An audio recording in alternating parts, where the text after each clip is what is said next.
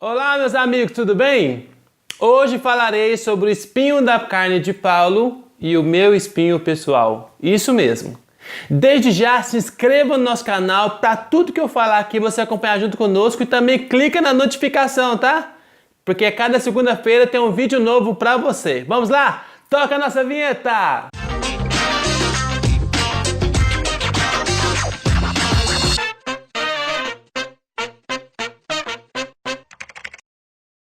Vamos lá, hein? Vamos começar mais um novo vídeo. Hoje falaremos sobre o espinho da carne de Paulo e o meu espinho na carne também. É isso mesmo. Em 2 Coríntios, capítulo 12, versículo 7 adiante, 6 adiante, Paulo fala sobre o poder de gloriar. Se ele fosse gloriar, ele gloriaria nas suas fraquezas e não em si mesmo. E ele faz um simples comentário sobre o espinho da carne que havia sobre ele, a ponto que Satanás o esbofeteava, ou seja, o batia, perseguia, por conta desse atrito.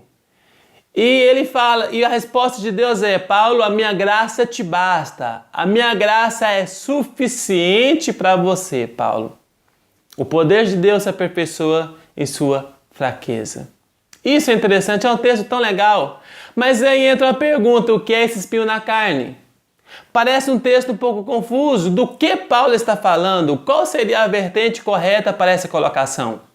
Ao analisar o livro expositivo de Hernán Dias Lopes sobre 2 Coríntios, ele comenta 13 aplicações do que pode ser esse espinho na carne. Tem várias vertentes até horríveis. O Hernán Dias Lopes aplica 3.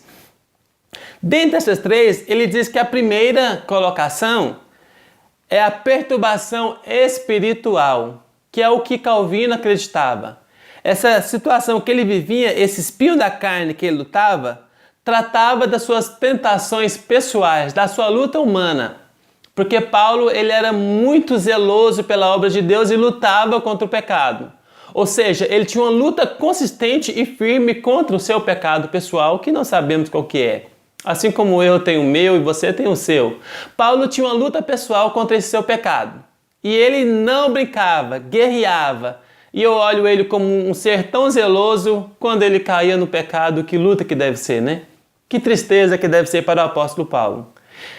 Calvino aplica essa colocação, que o motivo do espinho da carne de Paulo era as suas tentações pessoais. Que eu acho até interessante essa colocação. Também no livro de Hernán Dias Lopes, ele coloca uma segunda posição. Que posição é essa? É a posição de Martim Lutero. Martim Lutero cria que esse espinho da carne de Paulo era as suas perseguições contra a oposição cristã. Ou seja, a luta, as batalhas que o apóstolo Paulo vivia por ser cristão, por ter se tornado cristão, por um dia ser perseguidor e virou perseguido. E nisso, o texto também expõe sobre isso, sobre essa luta contínua que ele tinha contra a oposição. E também é interessante, e talvez alguns até aplicam aqui, que também ele sofria por causa do que ele fez anteriormente. Do que ele lutava anteriormente, do que se tornou e hoje ele seria perseguido.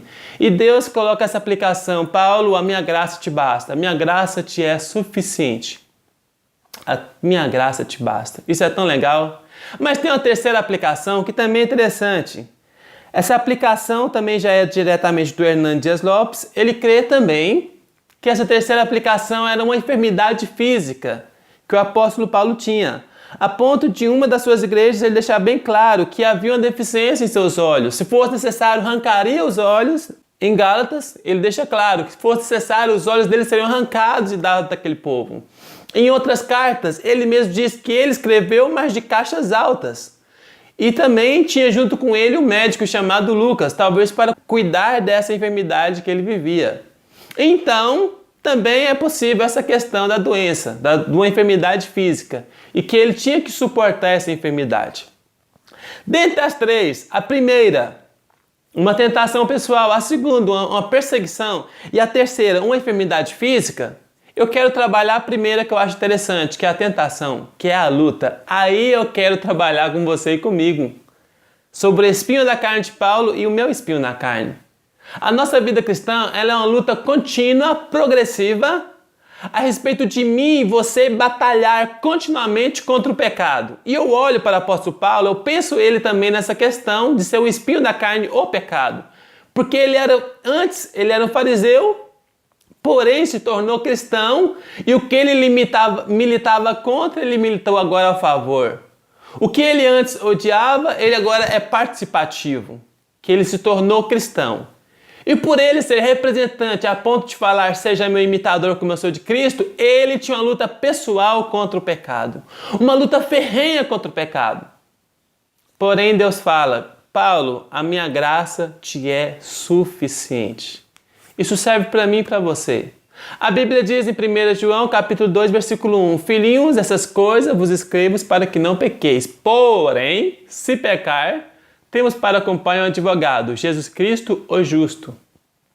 Na minha luta pessoal e na sua luta pessoal contra o pecado, estamos numa vida progressiva em santidade. Santidade é você reconhecer o seu pecado e lutar contra ele até vencê-lo. Isso é santidade. Isso é santidade. E por você estar no processo de santidade, você se torna santo por causa dos méritos de Cristo. Isso é sensacional. Isso é muito bom. E ao analisar essa luta progressiva, terá dias de vitórias, mas também terá dias de fracassos. Terá dia que você vai vencer muito e vai falar, Deus, hoje eu venci. Mas no outro você pode cair. Mas eu quero te lembrar, a graça de Deus é suficiente para te perdoar. A graça de Deus é suficiente para perdoar o mais vil pecador. Ela é suficiente. E essa graça é para mim e para você. Essa graça é para nós, para ser perdoado, lavado, remido pelo sangue do Cordeiro e justificado, a ponto dessa justificação te tornar como se nunca tivesse pecado. Isso é legal demais. Nessa situação do apóstolo Paulo, a minha graça te é suficiente. Isso serve para mim e para você. A graça de Deus é suficiente para nos perdoar e nos pôr de pé novamente. Talvez hoje você está nessa batalha, nessa luta de falar, olha Lucas, eu estou lutando contra o pecado e hoje eu perdi, mas eu quero te lembrar algo. Hoje você perdeu, mas você tem o Espírito Santo para te fortalecer, te pôr de pé novamente. E não só te pôr de pé, mas te perdoar e te limpar desse pecado. E te tornar limpo novamente e disposto a te pôr de pé novamente. Ele está do seu lado, Ele está contigo, Ele te fortalece, Ele te anima. E isso é suficiente. Entenda, você é perdoado através do sangue de Cristo, através da remissão do pecado e através da confissão.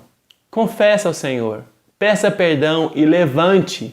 Te põe de pé novamente para começar tudo de novo. Repito, a graça de Deus é suficiente. Abraça essa suficiência e te põe de pé. É o que eu tenho para você hoje. Muito obrigado. E que Deus te abençoe. Até a próxima. Valeu!